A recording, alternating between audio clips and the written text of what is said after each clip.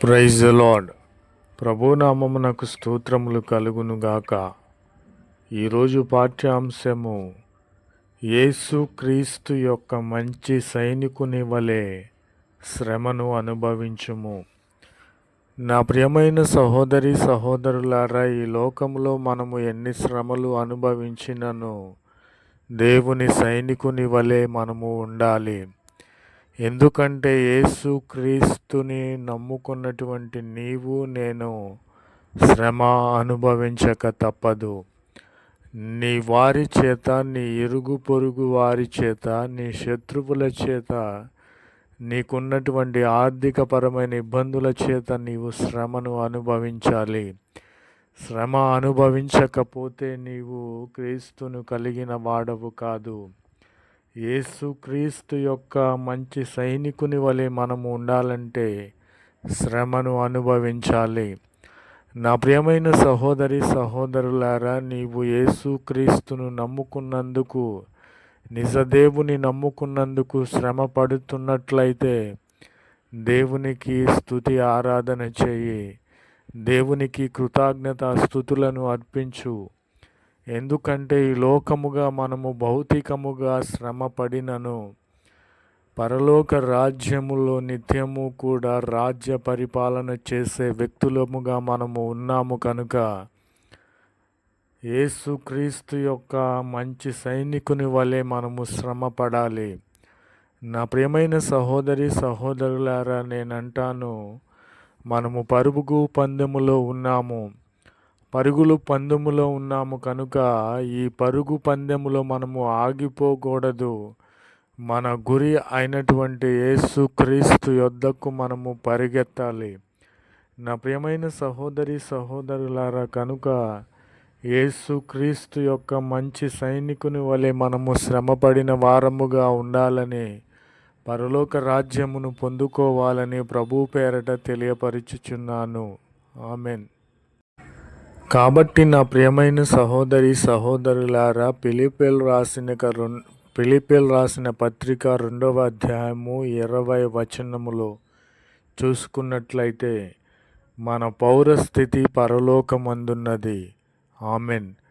నా ప్రియమైన సహోదరి సహోదరులారా, ఈ లోక సంబంధముగా మనము ఎంత ధనము ఐశ్వర్యము సంపాదించినను, ఈ లోక సంబంధముగా మనము పౌరస్థితి ఉన్నను వ్యర్థమే. మన పౌరస్థితి పరలోకమందున్నది. మన పౌరస్థితి సియోనులో ఉన్నది. మన పౌరస్థితి యేసుక్రీస్తులో ఉన్నది. నా ప్రియమైన సహోదరి సహోదరులారా, నీవు యేసుక్రీస్తును నమ్ముకొని శ్రమ పడుతున్నట్లయితే దేవుని స్తుతించు, ఆరాధన చెయ్యి. ఎందుకంటే మన పౌరస్థితి ఇక్కడ కాదు, ఈ లోకములో కాదు, భౌతికముగా కాదు, పరలోకమందు మన పౌరస్థితి ఉన్నది కనుక అట్టి పౌరస్థితిని మనము సంపాదించుకోవాలి. ఈ లోక సంబంధముగా మనము చూసుకున్నట్లయితే పౌరస్థితి కోసరము, రేషన్ కోసరము, ఓట్ల కోసరము మనము పౌరస్థితిని నమోదు చేసుకుంటాము. కానీ నా ప్రియమైన సహోదరి సహోదరులారా, మన పౌరస్థితి ఎక్కడ ఉన్నదంటే పరలోక రాజ్యములో ఉన్నది. జీవ గ్రంథం అనేటువంటి గ్రంథములో మన పేరులు శాశ్వతంగా లిఖించబడినట్లయితే మన పౌరస్థితి పరలోకమందున్నది. మన పౌరస్థితి పరలోకమందు ఉండాలంటే మనము ఏ విధమైనటువంటి అప్లికేషన్ ఎవరికి పెట్టుకోవాలి? నా ప్రియమైన సహోదరి సహోదరులారా, మన పౌరస్థితి పరలోకము అందు ఉండాలంటే యేసుక్రీస్తుకు, పరిశుద్ధుడైనటువంటి ఏ పాపము లేనటువంటి యేసుక్రీస్తుకు మనము అప్లికేషన్ పెట్టుకోవాలి. ఆ అప్లికేషన్ పెట్టుకున్నటువంటి నీవు నేను పరిశుద్ధముగా ఉండాలి, దేవుని అడుగుజాడల్లో నడవాలి.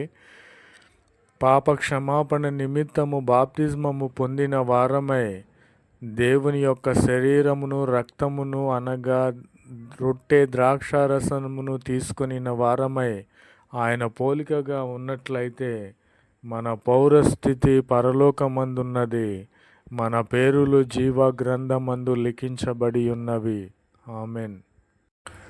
కాబట్టి నా ప్రియమైన సహోదరి సహోదరులారా, నీకు శుభము కలుగునుగాక. ధైర్యము తెచ్చుకొనుము. ఎందుకంటే నీవు యేసుక్రీస్తు యొక్క మంచి సైనికుని వలె శ్రమపడి ఉన్నావు కనుక నీ శ్రమలలో, ఇరుకులో, ఇబ్బందులో, నీ ఆర్థికపరమైనటువంటి ఇబ్బందులలో కూడా నీవు శ్రమపడి మంచి సైనికుని వలె, యేసుక్రీస్తు సైనికుని వలె ఉన్నావు కనుక నీకు శుభము కలుగునుగాక. కాబట్టి మన పౌరస్థితి పరలోకమందున్నది. నా పౌరస్థితి పరలోకమందు లిఖించబడి ఉన్నది కనుక నీకు శుభమగునుగాక.